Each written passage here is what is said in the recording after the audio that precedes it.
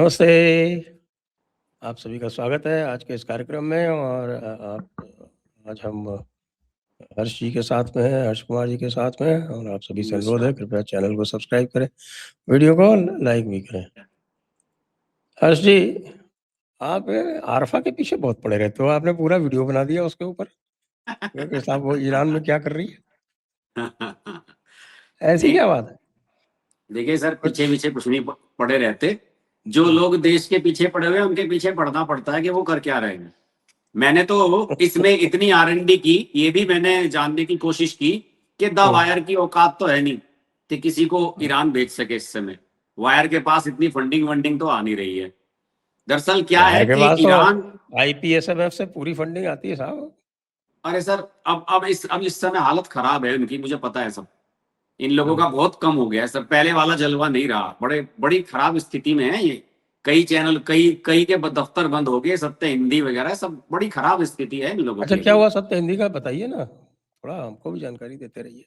नहीं मतलब सत्य हिंदी का तो दफ्तर बंद ही हो गया था, तो सब जो भी लोग कर रहे हैं घर से ही कर रहे हैं। जो उसके पैनल में जो रेगुलर बेसिस पे पत्रकार आया करते थे वो दूसरे चैनल्स के साथ जुड़ गए।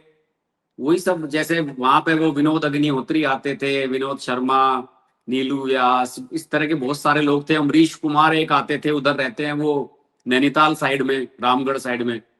तो वो रेगुलर आते रहते थे। वो सब लोग अब इधर उधर हो गए। वो पूरा एक जो कॉकस था ना, वो 10-12 लोगों का, वो सब बिखर गया।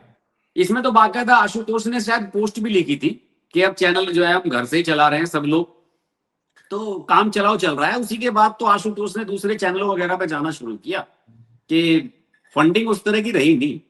तो मुझे ये पता लगा कि वहां पे जो सूचना मंत्रालय है ईरान का, उसने इस बार ये टारगेट रखा था कि साहब खमनेई के उसमें जनाजे में जो अंतिम संस्कार होगा उसमें हम लगभग, विदेशी मीडिया का 800 का टारगेट था कि 800 के करीब उसमें जर्नलिस्ट भी होंगे, फोटोग्राफर्स भी होंगे। इवन इन लोगों को भी बुलाया गया था जो डिस्कवरी वगैरह पे डॉक्यूमेंट्री बनाते हैं, कि भाई जिससे उसकी डॉक्यूमेंट्री बने, क्योंकि वहां तो स्थिति बड़ी खराब है। और इसके लिए स्पेशल फंड जारी किया गया। ये बताया जाता है कि जितने भी वहां पे डिस्ट्रिक्ट्स हैं, नगर निगम वगैरह 22 के करीब हैं, जो बड़े बड़े सिटीज हैं, मेट्रो सिटीज, उन सबको लगभग 6-6 करोड़ 7-7 करोड़ के आसपास स्पेशल फंडिंग दी गई थी कि आपको अपने यहाँ पे अपने स्तर पे भी आयोजन करने हैं। 4-5 जगह तो थी वो जहां जहां पे उसके ताबूत को लेके जाना था, वो तो थी ही, लेकिन कई जगह पे व्यवस्था और भी की गई थी। और इसी तो मैं इंटरनेशनल मीडिया देख रहा था, जर्मनी के एक मीडिया ने उसमें बड़ा दिलचस्प आर्टिकल लिखा कि जितने भी रेस्टोरेंट्स वाले थे, होटल वाले, सबको कहा गया था कि आपको दुकान लगानी है अपने होटल के बाहर, नहीं तो सबके लाइसेंस कैंसिल कर दिए जाएंगे। आपको सूप अच्छा, चाय, हाँ जी हाँ, आप, मैं उसका नाम बता दूंगा आपको, क्या नाम था मैं भूल गया। और उसने उसमें ये कहा था कि आपको सबको सूप चाय कॉफी जो भी लोग आएंगे सबको फ्री देनी है, एक पैसा नहीं लेना है किसी से। इस तरह की, इसके खिलाफ तो आर्टिकल छपे हैं सर। मैं देखो आपको बताता हूँ, मेरे पास पूरी उसकी रिसर्च है। तो उसमें तो बाकायदा डिटेल दी गई थी कि भाई इसमें किस किस तरह से वहां लोगों का शोषण किया जा रहा।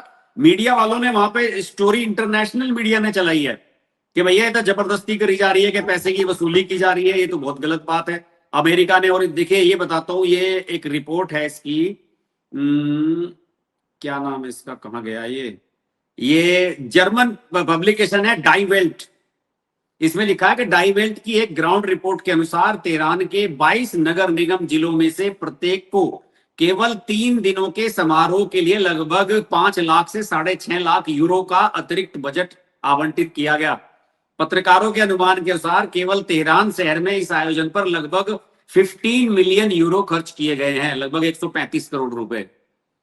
और स्पेशली मीडिया को इसलिए बुलाया गया सर, क्योंकि मीडिया की अगर नहीं आएगा तो दुनिया तमाशा कैसे देखेगी। अमेरिका ने और 12-13 कंट्रीज ने तो बायकॉट कर रखा था इसका, यूरोप वाले और कुछ अफ्रीकन कंट्रीज ने बायकॉट किया इसका। तो फिर अगर ये नहीं, अमेरिका मीडिया पहुंच जाए, BBC वगैरह ये सब पहुंच जाए, तो ये कवरेज बढ़िया कर लेते हैं। बाकी कंट्रीज में कवरेज की उतनी अच्छी व्यवस्था है नहीं। यहाँ पे भी मुझे ये पता लगा, मैंने कहा यार फिर रवीश कुमार वगैरह इन्हें बुलाते, अजीत अंजुम को, तो मेरे एक मित्र हैं वो जो लगे रहते हैं इस तरह के कामों में, उन्होंने कहा कि भाई ऐसा है, अजीत अंजुम के नाम के सामने जो अंजुम लगा हुआ है वही मुस्लिम लगता है, उसे मुसलमानों में नहीं गिनते हम। तो इसीलिए केवल आरफा खानम शेरवानी को यहाँ से उसके लिए छांटा गया था कि साहब आरफा खानम खानम शेरवानी को शेरवानी बुलाया तो गया। है, वो उसने तो तमीज से हिजाब भी नहीं पहन रखा था। नहीं नहीं सर, वहां तो अगर वो सिर पे पल्ला ना करती, आपने वो वीडियो देखा होगा उसका, अगर वो सिर पे पल्ला ना करती तो वहां पे आके कोई पल्ला डाल देता उसके सिर पे, वहां थोड़ी ऐसे घूम नहीं सकती नहीं, है। वो पल्ला जो उसने डाल रखा था उसमें उसके बाल दिख रहे थे। हाँ तो थोड़ा उसका पीछे था। तरीका ये है कि बाल नहीं दिखना चाहिए एक भी। हाँ यहाँ तक कवर होना चाहिए ऐसे। हाँ। क्योंकि महिलाओं के बाल देखने से जो पुरुष हैं वो उत्तेजित हो जाते हैं। अच्छा। तो बस तो ये, लेकिन सर वो तो ये कह रही थी कि उसके पुरुष का रोंगटे खड़े हो गए थे। शैतान पुरुष का शैतान महिलाओं के बाल देखकर जाग जाता है। ये फिलॉसफी अच्छा। है हिजाब की, बुर्के की, यही फिलॉसफी है अच्छा, कि इसलिए आपकी बाल जो ढकते हैं। हाँ बाल लगते हैं, बाल से सब कुछ होता है। बाल देखते ही हम्म, पुरुष उत्तेजित हो जाता है। चमड़ी हम्म, देखते ही पुरुष उत्तेजित हो जाता है। अरे तो भाई ये जो काम है तो ये पुरुष को बोलो कि साहब वो अपनी आंखें जो है वो हाँ, नीची रखे, संयम रखे। हमारे यहाँ हाँ, हिंदू धर्म में तो इंद्रिय निग्रह सिखाया जाता है कि अपनी हाँ, इंद्रियों पर काबू रखो। और सही उनके बात यहाँ है। कहता है नहीं नहीं नहीं, तुमको अपनी इंद्रियों पर काबू नहीं रखना। वो जो तुमको इंद्रियों पर जो वो उकसाता है उसको हम्म, छुपा के रखना। विचित्र हम्म, व्यवस्था है। खैर, हम्म, लेकिन आरफा जानम जो थी या खानम हम्म, या सस्ती शेरवानी वगैरह वगैरह, हाँ, जी। वो वहाँ एयरपोर्ट पे तो खुले में बिल्कुल असल में वो वहाँ क्या पे हुआ कि वो जो है ना जीन्स शुरू में टॉप जोश में में आ गई, शुरू में ही जीन्स वो टॉप में जोश कर में आ रही गई थी। एयरपोर्ट पे उतरते ही। हुँ, और उसने कहा कि अब तो मैं ईरान में आ गई हूँ अपनी जमीन, उसने ये कहा कि मैं 16 साल बाद यहाँ लौटी हूँ। ऐसा जैसे घर वापसी होती है ना उस तरह की, हुँ, 16 साल बाद लौटी हूँ। पता नहीं वो 16 साल पहले वहीं रहती थी या कि 16 साल बाद यहाँ मैं लौटी हुई, ये भी कह सकती थी कि मैं यहाँ आई हूँ। तो खुश हो गई थी वो उस समय तो, लेकिन फिर उसे किसी ने रियलाइज करवाया होगा, भाई आप मातम कुर्सी में आए हो, आपको इस तरह का वीडियो नहीं बनाना चाहिए। और मुझे लगता नहीं कि अब उसका कोई इस तरह का वीडियो होगा। मैंने तो अपने वीडियो में यही कहा था कि भाई अगर आप ईरान में गए हो तो वहां पे एक वीडियो कम से कम ये तो बनाओ कि वहां पे महिलाओं को कितनी आजादी है, जिस आजादी की अपेक्षा यहाँ के मुसलमान नरेंद्र मोदी से करते हैं, वहां का जो ये कट्टरपंथी शासन ना, है, ना, ना, जो इस्लामिक वो रिपब्लिक है। कैसे बन सकता है, वो कैसे तो बन यही सकता है तो साहब? बात है ना, मैंने यही तो उस वीडियो का मेरा क्रक्स मेन यही है कि भाई कम से इस कम आप उस पर भी एक वीडियो बनाना। इस्लामिक सुप्रीमेसिज्म यही होता है कि हम सब कुछ उल्टा-पुल्टा करेंगे, तुम्हारे ऊपर राज करेंगे। वो साफ-साफ बोलते हैं वो कि साहब कि इस्लाम जो है वो कोएग्जिस्टेंस के लिए नहीं आया है, वो कोई सह-अस्तित्व के लिए नहीं आया है। इस्लाम सबको गुलाम बनाने के लिए आया है। इनके मुल्ला मौलाना खुले में बोलते हैं, वेस्ट में ख़ास तौर से। भारत में हम्म, थोड़ा-सा लपेट-लपेट के बोलते हैं, क्योंकि पता है यहाँ के हमारे जो हिंदू हैं वो बड़े प्रतिक्रियावादी हैं, प्रतिक्रिया देते हैं। लेकिन साहब तो ये चलिए आरफा जानम जो है वहाँ चली गई, लेकिन आरफा जानम जो है एक बार के बाद हमारे सीजेपी वालों का हालचाल पूछने नहीं गई। वो तो जो है वहाँ असल में टॉर्चर सीजेपी कर रहे हैं वाले, उसको। सोनम वांगचुक के सीजेपी का, सामने बैठ-बैठ के सर ब्रेड पकौड़ा सीजे खाते हैं साहब सोनम वांगचुक के सामने। कहते तू तो फास्ट कर, हम ब्रेड पकौड़ा खाएँगे तेरे को दिखा-दिखा के। वो तो वो खा रहा है, वो क्या कहते हैं, खस्ता कचौरी।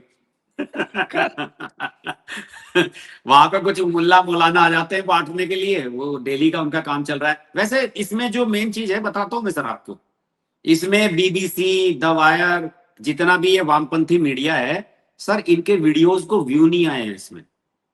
वो जो पहलवानों वाला चला था सर, उसमें व्यूज बहुत जबरदस्त थे, क्योंकि वो पूरा लोगों को ऐसा लग रहा था कि एंटी बीजेपी एक मूवमेंट खड़ा हो गया है। यहाँ पे केवल एक छोटी सी मांग है कि साहब धर्मेंद्र प्रधान इस्तीफा दे। वो एक इस तरह का नहीं है कि वो नरेंद्र मोदी के खिलाफ है या नरेंद्र मोदी को गाली दे रहे हैं या एंटी बीजेपी कुछ इस तरह का मूवमेंट हो रहा है। तो ये मुझे लग रहा है कि उसकी उसकी वजह से उन्होंने ज्यादा महत्व नहीं दिया, इनके किसी के वीडियो चले नहीं है ज्यादा। बहुत सारे लोग गए शुरू शुरू में, और इसी शुरू शुरू में तो आप याद करो हजारों की संख्या में वहां यूट्यूबर थे, कुछ गिने चुने ही लोग थे, अब वो भी नहीं रहे। अब तो बहुत कम लोग रह गए हैं, कोई भूले भटके कोई नया यूट्यूबर आ जाता है आसपास से, वो बना लेता है अपनी वीडियो।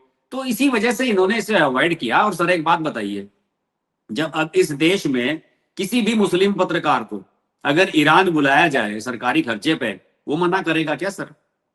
सीजेपी में जाएगा या वहां जाएगा? वो सीधा वही जाएगा। सर चार्टर नहीं, प्लेन, मतलब चार्टर प्लेन ईरान ईरान के लिए चार्टर प्लेन उड़े हैं सर दिल्ली एयरपोर्ट से। महबूबा मुफ्ती श्रीनगर से आई दिल्ली, और दिल्ली से चार्टर प्लेन उड़े हैं। सलमान खुर्शीद भी चार्टर प्लेन में गए हैं सर। आप समझ सकते हो कि 10-10, 15-15 लोगों के ग्रुप में गए हैं ये। वो तो वहां जाके ये कह रही है कि 4 करोड़ लोग पूरी दुनिया से यहाँ आ रहे हैं। 9 करोड़ की तो आबादी है ईरान की, 4 करोड़ लोग बाहर से आ गए। 4 करोड़ लोगों को लाने के लिए कितनी फ्लाइट लगेंगी, इतना को पूछो तो उससे, कहां से आगे 4 करोड़ लोग? तो ऐसी फालतू की बकवास वीडियो बना रखी, उसने कुछ कहा तो उसमें है नहीं। बस वही अपना एजेंडा है, जो अपने एजेंडे पे अपना जो क्या कहना चाहिए, जो उसका टारगेटेड अपना ऑडियंस है उसको संतुष्ट करने वाली बात है सर, इसलिए गई है, और क्या। तो अब थोड़ा सीजेपी की बात कर ले कि अब ये वो जो उसका नायक है अभिजीत, 15-20 लोग रहते हैं, वो उनसे कह रहा है कि मैं कह रहा हूँ कि भाई अपना फास्ट आप बंद कर दो, खत्म कर दो। ये आज ही शुरू हुआ है। हाँ, कि फास्ट खत्म कर दो आपका। हाँ, क्यों फास्ट खत्म असल करना में चाहते हैं? असल में खत्म इसलिए करना चाहते हैं, उन्हें इतना ये अच्छा चिंता। एंटरटेनमेंट चल रहा है हम लोगों के लिए, अच्छा खासा कंटेंट मिलता रहता है डेली का। अरे तो सर आजकल जो उन्हें है वो ऐसा लग वैसे रहा है भी कि इस बार सोनम सोनम वांगचुक को कोई उठाने वाला होगा नहीं यहाँ से। उन्हें ऐसा लग रहा है कि वो अन्ना हजारे वाला, दरअसल क्या है सर, और वो जो अन्ना हजारे को गाली दे रहा था कि अन्ना हजारे बेकार है, अन्ना हजारे का कुछ नहीं है, 60 साल के बाद का आदमी किसी काम का नहीं होता, 60 साल के बाद के आदमी को रिटायर हो जाना चाहिए। हाँ कह रहा था कह रहा था सोनम वांगचुक 60 साल में बताया गया कि 1.5 महीना कम है उसका भी। हाँ तो बस वो रिटायरमेंट का समय आ रहा है उसका भी, तो वो रिटायर हो जाएगा। सब कुछ दरअसल सर इनके मन में इनका एजेंडा वही था कि मूवमेंट ऐसा खड़ा होगा जैसे एंटी करप्शन वाला खड़ा हुआ था 2011 वाला। इनके मन में वो था, और वो हुआ नहीं है। ये पहलवान भी नहीं बन पाए। पहलवान वालों ने कम से कम मीडिया पॉलिटिकल अट्रैक्शन बहुत जबरदस्त खींच लिया था अपनी तरफ, ये भी नहीं बन पाए। और पॉलिटिकल लोगों में अगर मैं बात करूं, मेरे ख्याल में वृंदा करात गई थी और एक ये गई थी महुआ मोहित्रा को। पॉलिटिकल सपोर्ट भी कुछ नहीं है, कांग्रेस वाला कोई नजर ये नहीं आया। हमारा योया गया था ना, कौन गया था? योगेंद्र योया, यादव। अरे सर वो योया और फालतू सलीम।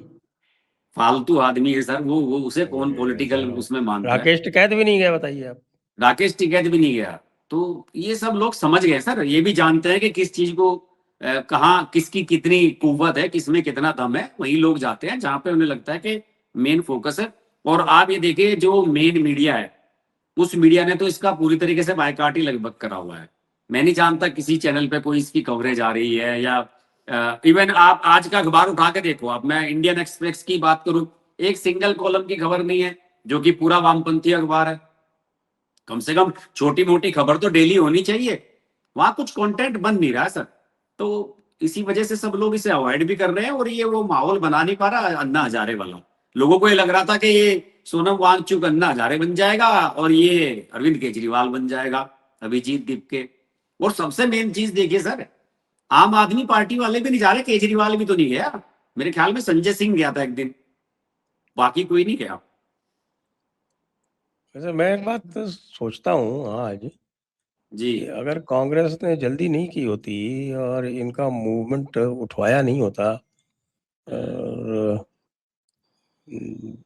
उनको जो है वो जबरदस्ती उनको रंग उनको पकड़ा धकड़ी नहीं की होती, हाँ, जब तो रामदेव वगैरह भागे थे। जब रामदेव वगैरह भागे थे, तो हाँ शायद जो है वो अरविंद केजरीवाल भी अभिजीत दीपके ही बन के रह जाता। हाँ बिल्कुल सर, सही कह रहे हो। और देखिए उस मूवमेंट में कुछ भी राइट लेफ्ट नहीं था भाई। रामदेव तो पूरे आरएसएस से जुड़े रहते हैं शुरू से ही, आज से नहीं बहुत समय से इनके जितने शिविर होते हैं आरएसएस वाले आयोजित कराते हैं। और अन्ना हजारे का कोई ऐसा पॉलिटिकल वो नहीं रहा, थोड़ा सा महाराष्ट्र की लॉबी से उसका कांटेक्ट रहता था। मतलब वो एक थोड़ा सा एक न्यूट्रल लग रहा था लोगों को सर उस समय, किसी को लग नहीं रहा था कि ये कोई पॉलिटिकल मूवमेंट होगा। तो वो उसमें, और ये सीजेपी जो है ये बन नहीं पाया। इन्हें ये लगा कि जो सोशल मीडिया का इन्फ्लुएंस था कि साहब वो करोड़ों फॉलोअर बन गए इंस्टाग्राम पे फलाना, तो सर इंस्टाग्राम पे तो बागवानी और जो कुकरी इन सब की जो वीडियो बनाते हैं उनके भी लाखों फॉलोअर बन जाते हैं। इंस्टाग्राम का तो ट्रेंड यही है कि वहां पे 1 मिनट के लिए आदमी आता है और वो किसी को भी फॉलो कर लेता है, जैसे कोई जरा सा कंटेंट पसंद आ जाता है। और वो तो बाद में प्रूव हो गया था कि वो फॉलोअर इन्हें कहां से मिले हुए थे, ज्यादातर सब फेक थे।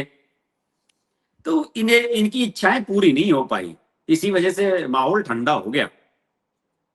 और इसमें मुझे लगता है कि इस बार अमित शाह ने वो काम भी नहीं किया। जैसे पिछली बार एक बार तय हो गया था कि इन्हें वो हटवा दें यहाँ, इस तरह की चीजें जो फोर्सफुली, वो मुझे लगता है कि इन्होंने सबक ले लिया दिल्ली पुलिस ने पहले से ही कि भाई फोर्स का इस्तेमाल नहीं करना बिल्कुल भी, तुम जितना लंबा चला सकते हो उसे चलाओ। तो चल रहा है ये।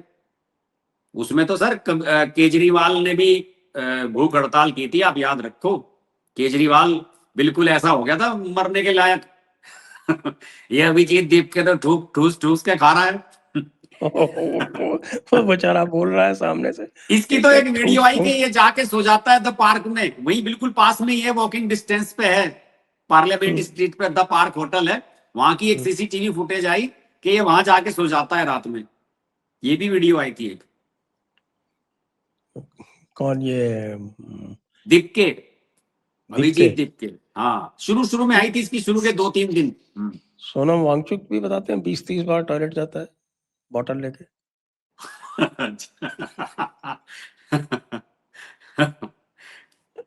जब देखो तब।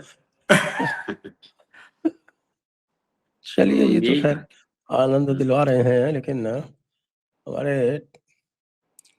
राम जन्मभूमि मामले में नया मोड़ आ गया है और टिन्नू यादव के 980 कॉल पाए गए हैं। अखिलेश यादव के साथ निशिकांत दुबे ने कह दिया कि भाई टिन्नू और टीपू तो एक ही निकले।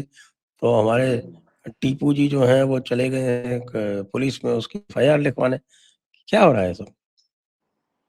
देखिए इसमें अल्टीमेटली तो सर थोड़ा सा सरकार को अपना इंटरफेरेंस इसमें करना पड़ेगा। जैसे कि खबर आ रही है कि सीईओ की नियुक्ति की इसमें प्लानिंग चल रही है, और इसमें एक बार फिर नृपेंद्र मिश्रा और एक क्या नाम है रामेश्वर राम मिश्रा, वो भी शायद योगेश्वर है, रामेश्वर क्या नाम है उनका भूल गया मैं, वो भी IAS ही रहे हैं। 2 लोगों के नाम चल रहे हैं इसमें।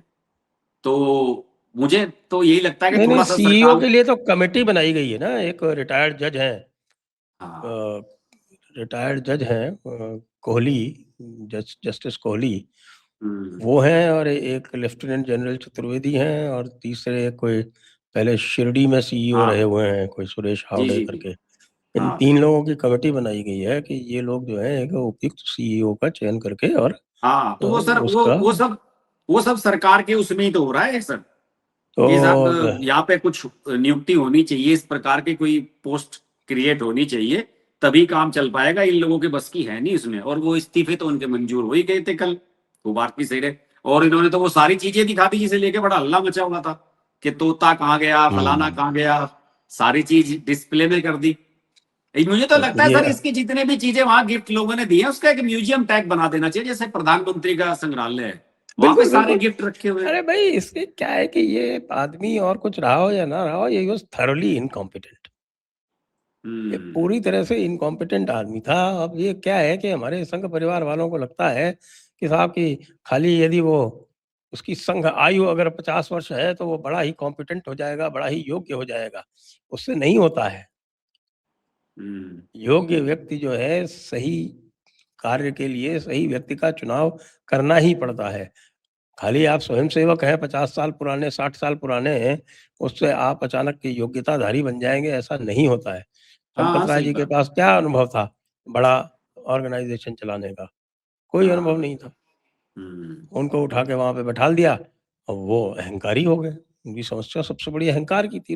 लोग यही कहते हैं कि साहब के चंपत राय जी तो अब जमीन पे उतरते ही नहीं, हो तो आसमान पे ही रहते। तो ऐसे व्यक्ति को आपने महासचिव बनाया, क्योंकि ये क्या हुआ कि साहब इसका जो है ना कि ये, क्योंकि जमीन जो थी वो सारी VSP की थी। जो 37 एकड़ जमीन इत्यादि थी वो वीएचपी ने ही किया था। तो इसमें जो है जो ट्रस्ट बनाया गया, तो ट्रस्ट तो सरकार ने तो एक ही बनाया था, उन्होंने तो केवल एक फाउंडिंग ट्रस्टी नियुक्त किया था, मोहन पाराशरन। वो मोहन पाराशरन जी पे किसी को कोई आपत्ति हो नहीं सकती पूरी दुनिया में। उन्होंने मुकदमा भी लड़ा था नंगे पांव खड़े होके सुप्रीम कोर्ट में, और वो बीजेपी के भी कभी नहीं थे। ये क्योंकि वो attorney general, solicitor general Congress के राज में रहे थे, लेकिन उनकी निष्ठा पर, उनकी सत्यनिष्ठा पर, उनकी ईमानदारी पर, उनकी राम भक्ति पर किसी को कोई संदेह नहीं था। तो मोहन ताराचरण जी को फाउंडिंग ट्रस्टी बनाया, एक ही फाउंडिंग ट्रस्टी है उसमें, ओनली वन। और उन फाउंडिंग ट्रस्टी ने फिर ये पूरी ट्रस्ट की रचना की। तो इस ट्रस्ट में 37 एकड़ जमीन वीएचपी से जानी थी इस ट्रस्ट को, तो वीएचपी का भी उसमें प्रतिनिधित्व हो गया और वीएचपी ने धीरे धीरे इसके ऊपर कर लिया कब्जा। और वीएचपी का मतलब संघ, तो इसलिए भी बहुत सारे लोगों को इस पर आपत्ति है। ये जो आप टीपू जी को देख रहे हो या और आपके क्या बोल रहे हैं पप्पू जी को, टीपू जी को, तो पप्पू जी टीपू जी की समस्या यही है कि साहब की ये जो है एक आरएसएस के एक्सटेंशन के रूप में क्यों चल रहा है। सही बात है भाई जो गर्भगृह वाला जो था वो उसका तो पहला मुकदमा निर्मोही अखाड़े ने किया था। इसीलिए कोर्ट ने ये भी कहा कि साहब की निर्मोही अखाड़े का जो उन्होंने दिया कि साहब ये ट्रस्ट बनाए सरकार, निर्मोही अखाड़े का प्रतिनिधित्व इसमें अवश्य होगा। तो अब जो अध्यक्ष हैं वो भी रामानंदी संप्रदाय के हैं, और जो आपको दिनेंद्र दास जी हैं वो निर्मोही अखाड़े के हैं, और बाकी सारे संप्रदाय इसमें रिप्रेजेंटेड हैं। लेकिन वो सभी लोग जो हैं वो अत्यधिक सक्रिय नहीं, जो संत समाज इसमें है वो सक्रिय नहीं है। इसका चंपत राय ने फायदा उठाया। नरेंद्र गोपाल जी भी जो है बीमार चल रहे हैं लंबे समय से, कुछ ऐसे में क्या व्यवस्था देख ले कोई, तो ऐसा लग रहा था कि वन मैन शो हो गया था, थोड़ा चंपत राय जी के सेंट्रिक हो गया था सारा कुछ मामला। चंपत राय और वही अनिल मिश्रा कहाँ से पकड़ लाया कि साहब वो भी संघ के थे और होम्योपैथी चिकित्सक थे, उनकी ये बड़ी बारी है कि साहब की, लेकिन वो संघ के थे और बड़े उसमें क्या बोलते हैं राम मंदिर आंदोलन में वो सम्मिलित थे। तो कोई लेकिन सर यहाँ होम्योपैथिक की नहीं, यहाँ पे एलोपैथिक की जरूरत है। यहाँ पहले सर्जरी करनी पड़ेगी फिर उसके बाद यहाँ एलोपैथिक ट्रीटमेंट देना पड़ेगा सर, वो व्यवस्था करनी पड़ेगी। मैंने तो सर आपको एक वो व्हाट्सएप पे आपको वो भेजा था आज अखबार का क्लिप, वो आपने देखा नहीं, ताजमहल वाला, वो आप लोगों का ही इनिशिएट है क्या है? आज फ्रंट पेज पे छपी है वो खबर। जयपुर डायलॉग सपोर्ट कर रहा है उसको। हाँ तो बताइए उसमें जरा जो है उसका तो बताइए, मैंने तो इसलिए भेजा था कि आज इस पर चर्चा करेंगे, उसमें आपने उस पर ध्यान नहीं दिया उस पर। अभी तो मेरी विस्तृत चर्चा होनी है विष्णु जी से, विष्णु जी से मैंने कहा है अगले हफ्ते पहले विष्णु जी से उनसे उस पर चर्चा करेंगे। उन्होंने मुझे पूरा जो 109 जो बता रहे हैं 109 प्रमाण है उनके पास में, उसके बारे में विस्तार से बताया नहीं है। तो मेरे विचार से अगले हफ्ते कर लेंगे उसके ऊपर चर्चा। तो मैं तो लेकिन मैंने तो आपका वो ट्वीट देखा था ना कि आप लोग जो है केसेस को इनको वो लेने वाले हैं और उसमें सब शुरुआत ताजमहल वाले से होगी। तो फिर मैंने आज जैसी खबर पढ़ी तो मुझे लगा कि शायद आप लोगों का ही वो है शायद शुरुआत। 4 केसेस है, 4 केसेस है। केसेस तो उन्होंने पहले से कर रखे हैं ना, चारों केस जो हम बता रहे हैं। एक तो बंगाल वाला है आदिनाथ मंदिर का, जिसको अदीना मस्जिद बोलते हैं, एक वो है, एक मध्य प्रदेश का है, ये भी कर रखा है, ये भी उन्होंने पहले से कर रखा है। हमने तो ये कहा कि भैया अगले 4 जो आपके हियरिंग होगी उसका खर्चा हम उठाएंगे। केस तो पहले से हैं चारों के चारों जिनकी हमने बात की। तो उसमें ताजमहल भी है, उसमें आपके ये लखनऊ वाला है, किलो वाली मस्जिद वाला, एक आपके ये विदिशा वाला है। ये चारों पहले से चल रहे हैं। लेकिन मैं तो ये कह रहा था कि मेरा जो ये राम जन्मभूमि के साथ में जो ये प्रयास किया हमारे अखिलेश जी ने, उसका लाभ उठा लें कोई पॉलिटिकल, उसका क्या हुआ? नहीं, पॉलिटिकल लाभ कहाँ होगा सर? देखिए, इसमें तो साथ के साथ एक समाज की ये भी बात आ रही है, मीडिया वाले पहुंचे वहां पे, ये पहुंच गए वहां पे, ये माहौल क्या है इस टाइप के लोग पहुंच गए वहां पे, जो माइक घुसा घुसा के पूछते हैं। तो एक दो को तो वहां लोगों ने फटकार दिया, कह राजीव दिया भाई रंजन पहुंच हमारे। गए क्या? हाँ हाँ हाँ, ये पहुंच गया है वहां पे। इसने इसने क्या काम किया, इसने वहां पे ये किसी 5 स्टार होटल में रुका है, और इसने जो है उसकी एक खाने की एक वो रसीद डाल दी मीडिया उस पे, सोशल मीडिया पे, कि देखिए बा यहाँ जो है जो ग्रीन सलाद है होटल में वो 250 रुपए का मिल रहा है। भाई होटल, जब तुम ऐसे होटल होटल में में तो रुकोगे तो 250 का ही मिलेगा, 250 अच्छा का मिल ही रहा है मिलेगा 250 का भाई। तो। तुम बाहर ढाबे पे खा लो, वो फ्री में प्याज देते हैं सिरके में डूबे हुए, खाओ जितने मर्जी, वो मना नहीं करते। भाई जब तुम ऐसे होटल में रुकोगे तो कह रहा है कि अयोध्या में इतना सब कुछ महंगा हो गया है, मतलब इन्हें तो इसमें मैंने देखा कि कुछ लोग यूट्यूबर्स वगैरह वहां पहुंच गए हैं, पब्लिक ओपिनियन ले रहे हैं। और उसमें एक महिला कह रही थी कि उसने कहा कि भाई देखिए बीजेपी के राज में ऐसे हो गया राम मंदिर, उन्होंने कहा कि इसमें बीजेपी क्या करेगी, आप इसमें इस तरह की बात क्यों कर रहे हो? वो महिला मानी नहीं, बहस करती रही उसके साथ, कहने लगे इसमें आप इस तरह से राजनीति क्यों घुसा रहे हो, मंदिर का मामला है, मंदिर का मामला मंदिर वाले निपटा लेंगे। तो लोगों में ये भी है कि भाई हमारा अपना पर्सनल मैटर है, हम अपने आप सोल्व करेंगे, आप इसमें क्यों करोगे? तो इसमें कोई पॉलिटिकल माइलेज बनता नहीं है सर, मुझे नहीं लगता कि इवन अयोध्या में भी ऐसा कोई माहौल नजर नहीं आता मुझे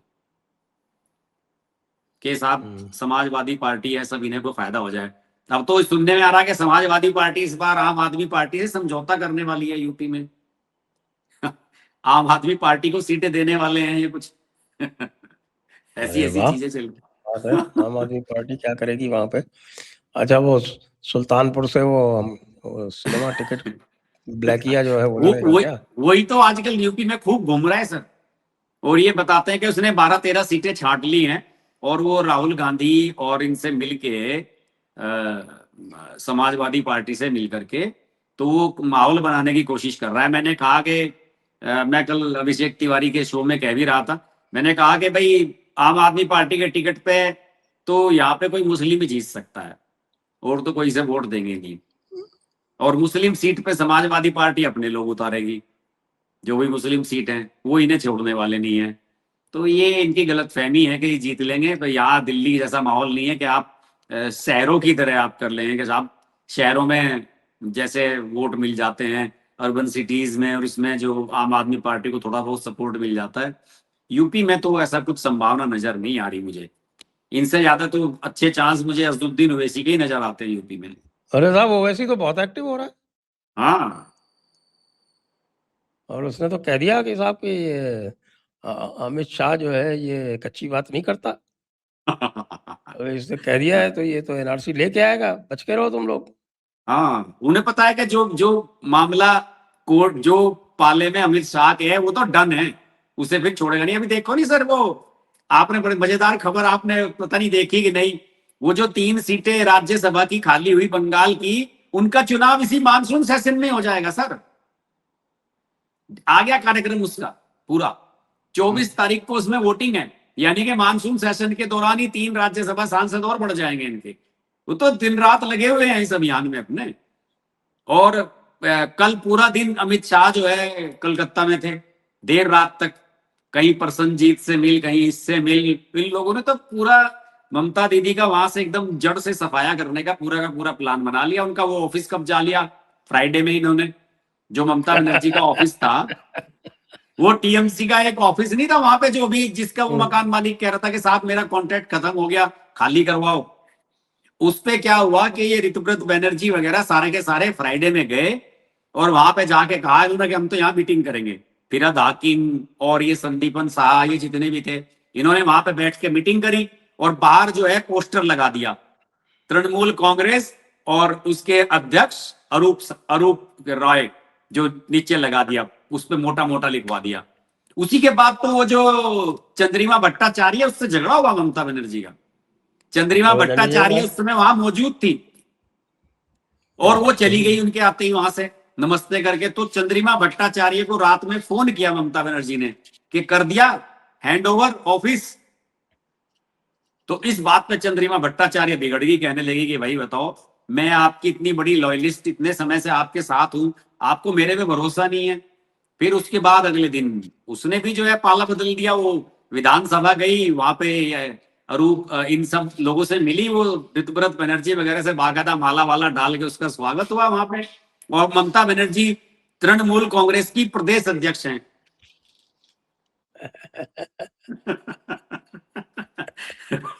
तो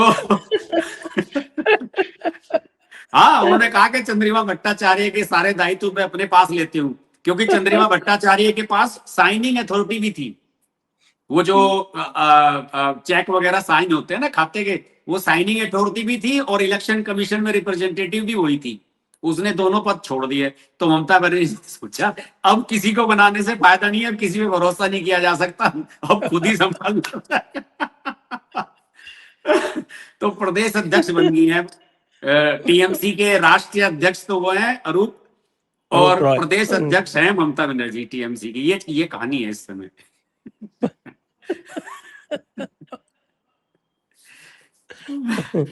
लेकिन शुभेंदु अधिकारी ने तो 2 बड़े जबरदस्त लेजिस्लेशन भी लिया है, और अभी इन्होंने सीपीएम वालों ने बदमाशी करने की कोशिश की इधर दक्षिण 24 परगना में, तो उसको भी काफी अच्छी तरह से डील किया है। शुभेंदु अधिकारी काफी मैच्योर पॉलिटिशियन दिख रहा है, पॉलिटिशियन हाँ भी और बिल्कुल बिल्कुल, हिंदुत्व प्लस गुड फालतू की पॉलिटिक्स। बयानबाजी नहीं, और जो काम करना है ना वो टू द पॉइंट वो करना है, बस एनी हाउ उसे डन करना है, खत्म करना है, काम को निपटाना है तुरंत, फटाफट कर दिया सर। अभी तो सर वो यूसीसी का ड्राफ्ट भी अभी जल्दी आने वाला है, 2 हफ्ते के अंदर वो तैयार होना है यूसीसी वाला ड्राफ्ट, वहां पे उसे भी कर देंगे ये फटाफट। वहाँ तो सब हो जाएगा। उधर तो देखिए वो पब्लिक सेफ्टी बिल, पब्लिक हाँ safety cum prevention of anti social activities bill वो पास कर दिया। एक हाँ अमेंडमेंट था West Bengal maintenance of law and order act, वो भी पास कर दिया। और तो पावर भी खूब ले ली उन्होंने लेजिस्लेटिवली।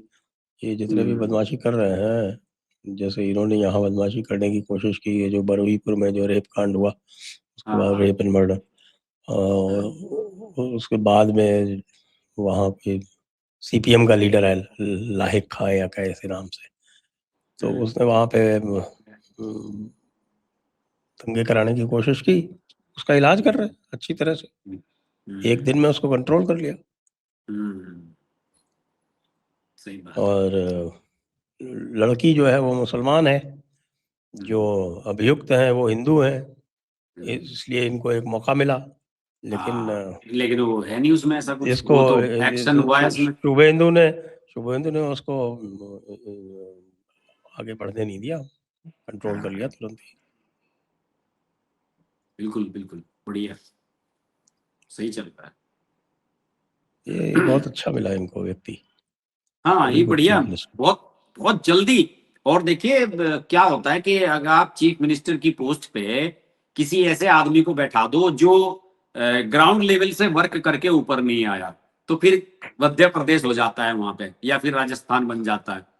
लेकिन शुभेंदु अधिकारी की सर पूरी फैमिली पॉलिटिक्स में इन्वॉल्व है, हाँ हाँ, फादर भाई एमपी। यस तो इन यस। लोगों को ये तो गुट्टी पी के आए हुए सर पॉलिटिक्स की, और ये पूरे सिस्टम को जानते हैं, तहसील से लेके और सुप्रीम कोर्ट तक कैसे प्रक्रियाएं चलती हैं, ये सबसे वाकिफ हैं। इसलिए तो देखिए आप, ये बिल की ड्राफ्टिंग करना लाना फटाफट कराना सब कर दिया, और बाकी जो है हेमंत बिस्वा शर्मा और योगी जी की पीडीएफ है, उनसे काम हो जाता है, उनको उनकी सहायता से फटाफट काम करा रहे हैं। ये जितने भी ये एक्ट लेके आए हैं, इसमें मैक्सिमम तो यूपी और असम से मिलते जुलते ही हैं लगभग, इनके जो रूल्स एंड रेगुलेशंस हैं सारे के सारे उसी टाइप के लाए हैं।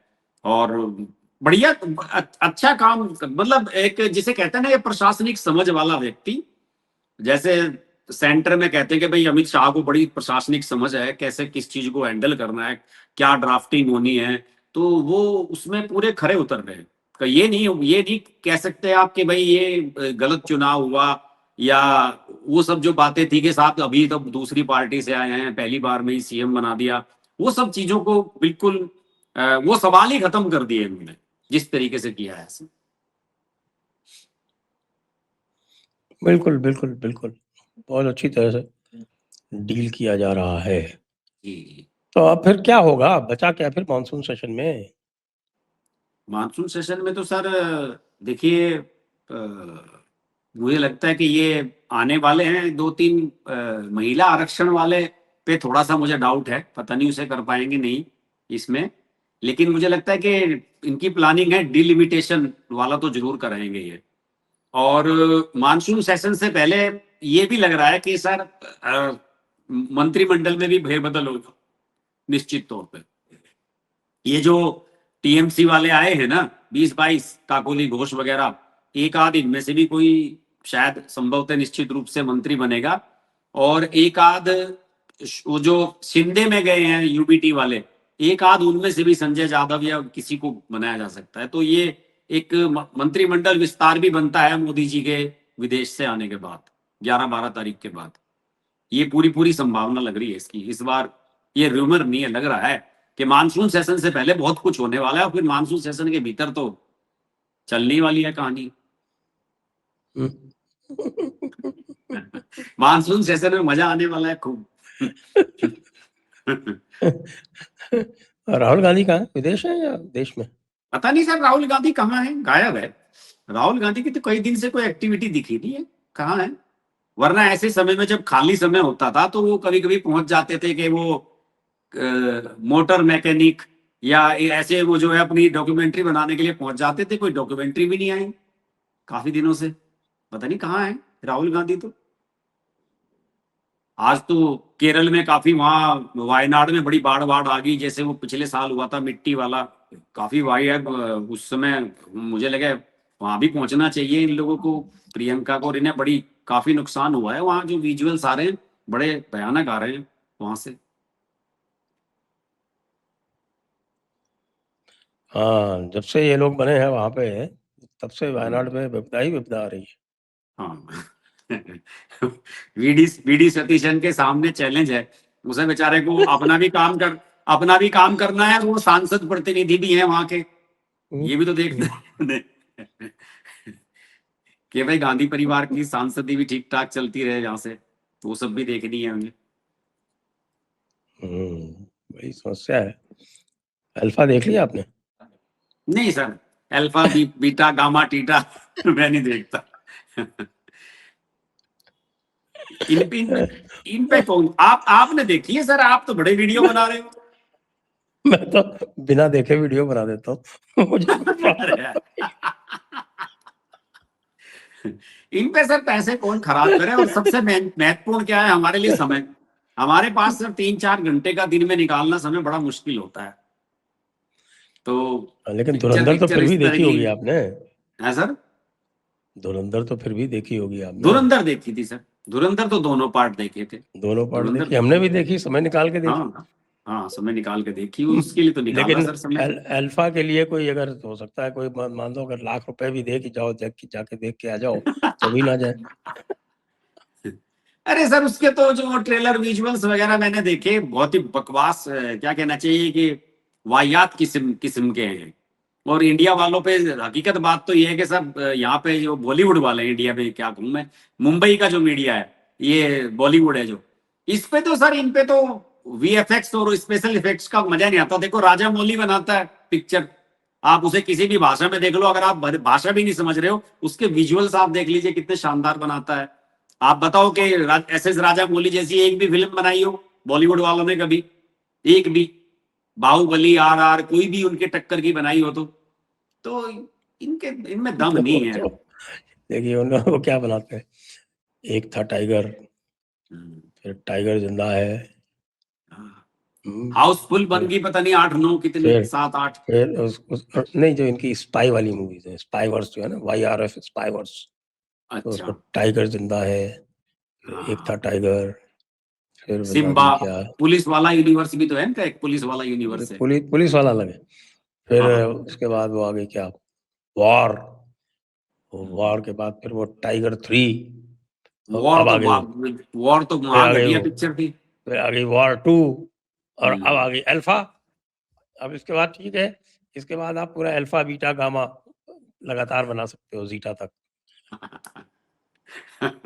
ये सब हॉलीवुड की घटिया नकल करते हैं, हॉलीवुड का कॉपी करने की कोशिश करते हैं, लेकिन है नहीं दम इन लोगों में, वो उस तरह की बात नहीं है। इससे बढ़िया तो कुछ पुरानी कहानियां हैं हमारे इंडिया की। और देखिए, दुर्भाग्य की बात है सर, साउथ की फिल्में आप जब भी कभी कोई देखेंगे साउथ की फिल्म, उसमें सर आपको हमारी कल्चर और हमारा जो रूरल बैकड्रॉप है वो आपको हर फिल्म में मिलेगा। वहां हर फिल्म 90% फिल्में वहां गांव की पृष्ठभूमि में मिलेंगी आपको। यहाँ तो गांव की पृष्ठभूमि कहीं दिखाते ही नहीं। वो जो मनोज कुमार ने उपकार फिल्म में और वो सब धरती कहे पुकार के इस तरह की जो फिल्में बनती थी, इन सब चीजों को छोड़ दिया। सब ये केवल अर्बन सिटीज, मेट्रो सिटीज के लिए फिल्में बनाने लगे। हमारे एक जानने वाले हैं सर, उनका सिनेमा है सिंगल स्क्रीन, बहुत पुराना सिनेमा है, बहुत करोड़ों रुपए खर्च करके उसे बेचारे चला रहे हैं किसी तरह से। कभी उसमें डॉल्बी सिस्टम लगवाते हैं, कभी एसी लगवाते हैं। वो ये कह रहे थे कि हर्ष भाई, दुर्भाग्य की बात ये है कि जो भी फिल्में बॉलीवुड की आती हैं उसमें से 90% में जो पात्र हैं वो इंग्लिश में बात करते हैं, कहने के लिए वो हिंदी फिल्म है। तो वो कह रहे थे कि जो 100-150 रुपए खर्च करके हमारा आम जो सिनेमा हॉल में देखने वाला अभी भी एक दर्शक वर्ग है जो सिनेमा हॉल में हर फिल्म देखने की कोशिश करता है, उनकी समझ में नहीं आती, इंग्लिश में बात कर रहे हैं, ना उनकी कल्चर कहीं मैच कर रही है, ना वो उनके कैरेक्टर आम आदमी से आइडेंटिफाई कर रहे हैं। तो उसकी जो है फिल्म की एक प्रासंगिकता खत्म हो जाती है, लोग उससे कनेक्ट नहीं हो पाते। तो वो फिल्म इसलिए बड़े बड़े शहरों तक ही सीमित होकर के रह जाती है कि वो दिल्ली मुंबई बड़े बड़े शहरों में ही थोड़ा सा रेवेन्यू ले लेती है, छोटे देखिए शहरों में चलती नहीं है। बॉलीवुड आजकल भारत के लिए मूवी बनाता ही नहीं है। हाँ वो बनाता है मूवी गल्फ की ऑडियंस के लिए, जी, विदेशों दुबई के के लिए लिए। और पाकिस्तान की ऑडियंस के लिए। सही बात है। वो सारा जो आप सेक्युलरिज्म का पुट देखते हैं ना, वो इसलिए है कि बढ़िया भारत में पता नहीं चलेगी कि नहीं चलेगी, हाँ पाकिस्तान में अच्छी चल जाएगी। अल्फा जो है वो पाकिस्तान में चल रही है, हम्म, गल्फ में भी चल रही है। हम्म। धुरंधर को दोनों जगह बैन था। अच्छा, मुझे आज तक ये समझ में नहीं आया सर, धुरंधर में ऐसा क्या है जो पाकिस्तान वाले ना देखें इसे? असलियत है ऐसा उसमें क्या ना, है इसमें? पाकिस्तान उसमें उसमें पाकिस्तान कोई पाकिस्तान को गाली नहीं दे रखी कहीं, कुछ भी। एक अरे सर, कहानी गाली है देने की उस, जरूरत क्या है? वो लियारी टाउन की असलियत दिखा दी कि बस इस तरह की यहाँ पर ये है कल्चर पाकिस्तान का। तो उसको वो देख के कैसे बर्दाश्त करेंगे कि साहब देखिए वो गिल्टी हमारे महसूस करते हैं उसे देख के। हमारे कराची को जो है वो उसकी असलियत दिखा दी। और असलियत इतना अच्छे तरीके से दिखाई, बिल्कुल रियलिस्टिक, हम्म, जिसको बोलते हैं ना कि भाई बिलीवेबल, जिसके ऊपर आप विश्वास कर सकते हैं कि हाँ देखो इस तरह से होता। हाँ रहमान डकैत भी दिखाया तो साहब देखो आप, रहमान डकैत ऐसा पावरफुल कैरेक्टर बना दिया उसको कि वो पहला वाला धुरंधर 1 तो रहमान डकैत पे ही चल गई पूरी। हम्म, हमारा हीरो तो सेकंड पार्ट में आया है, हाँ। फर्स्ट पार्ट तो पहले रहमान वाले में डकैत तो पे ही चल हीरो गया। का कोई रोल था ही नहीं, धुरंधर का तो असली में दूसरे वाले पार्ट में आया। हाँ, हम्म, तो हमको ये इसमें दिखाते हैं साहब क्या वो यूनिवर्सल बायोलॉजिकली ट्रेन्ड सोल्जर, पता नहीं क्या-क्या तमाशा, जो मतलब ऐसा लगता है कि साला जो है कोई कोविड का वायरस तैयार कर रहे हो बजाय कोई सोल्जर तैयार करते हैं। बॉलीवुड वालों के बस की नहीं है सर ऐसी फिल्में बनानी। और मुझे लग रहा है कि आदित्य धर अभी और भी बढ़िया फिल्में बनाएगा। बहुत अच्छा डायरेक्टर मिला है बॉलीवुड को लंबे समय के बाद।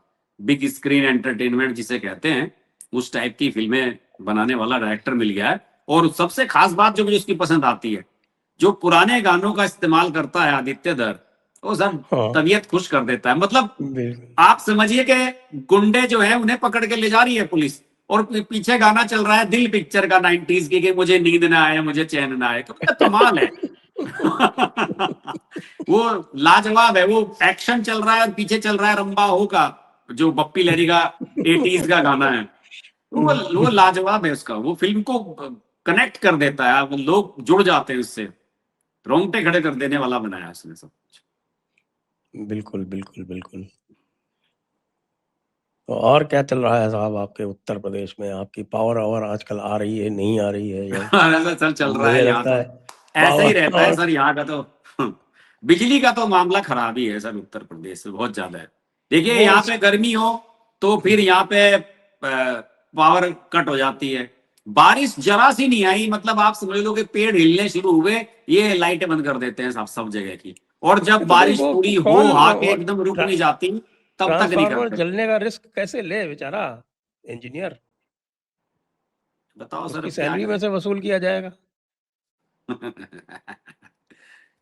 बड़ा बुरा हाल है सर, बिजली का तो बुरा हाल ही है यहाँ पे। इवन आप समझो ना कि चलो गांव देहात की तो हम छोड़ भी दें, नोएडा एनसीआर जैसे इलाकों में, गाजियाबाद जैसों में लाइट 4-4 घंटे के कट लगना, आप ही समझिए कि जितनी भी मल्टी स्टोरी बिल्डिंग है उनमें सर 1 मिनट के लिए भी लाइट चली जाए तबाही मच जाती है, क्योंकि वहां के कॉमन एरिया, लिफ्ट सब बंद एकदम से।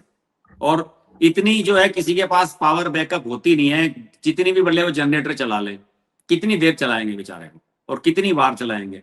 बड़ी समस्या है सर बिजली की, इस पे तो आप बात ही ना करो, बस ये बेकार ही है यहाँ का हिसाब किताब बिजली का। तो ये तो नाक कटवाने वाला काम हो रहा है इनका। लेकिन ऐसा है, देखिए चुनाव जो है वो उत्तर प्रदेश के वो सर्दियों में होंगे, इसलिए कोई रिस्क नहीं तब तक जनता भूल जाएगी। गलत बात है सर, ऐसा सोचना नहीं चाहिए। मेरा मानना है कि समाधान की तरफ जाना चाहिए, चीजों को टालना नहीं चाहिए, और दूर की सोच के चलने चाहिए। उसके बाद लोकसभा के चुनाव गर्मियों में आएंगे, मई जून में होंगे, तो ये सब चीजें सोच के चलनी चाहिए। तो अरविंद शर्मा को विड्रॉ कर लेना मोदी जी। मुझे लगता है कि अब नहीं तो 2027 में तो कुछ ना कुछ चेंज हो जाएगा। 2027 में अरविंद शर्मा कंटिन्यू नहीं कर पाएंगे।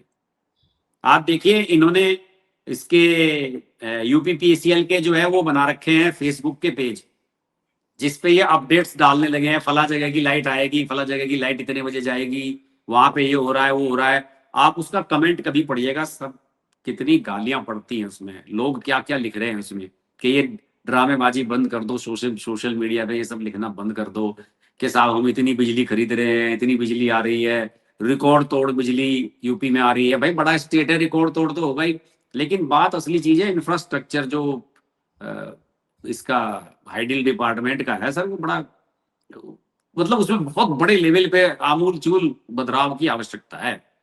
उसकी तरफ ध्यान नहीं है इनका, उसे करना पड़ेगा। श्रीकांत शर्मा वापस लाओ। आप जिस किसी को भी लेके आओ, जो भी हो, किसी को भी लेके आओ, लेकिन अब नहीं तो, अब देखिए अब तो सवाल ही नहीं उठता। अब तो 4-5 महीने रह गए चुनाव के कुली, जल्द अब तो प्रक्रिया शुरू हो जाएगी। समझ लीजिए कि नवंबर दिसंबर से तो यूपी के चुनाव का पूरा माहौल बन जाएगा। तो इस समय तो मुझे लगता नहीं कि ये चेंज करेंगे, तब तो 27 के बाद ही होगा जो भी होगा। चलिए, तो आज की चर्चा को यहीं विराम देते हैं। सभी दर्शकों को बहुत बहुत धन्यवाद, हर्ष जी को भी बहुत बहुत धन्यवाद। जय हिंद, जय भारत, वंदे मातरम। नमस्कार।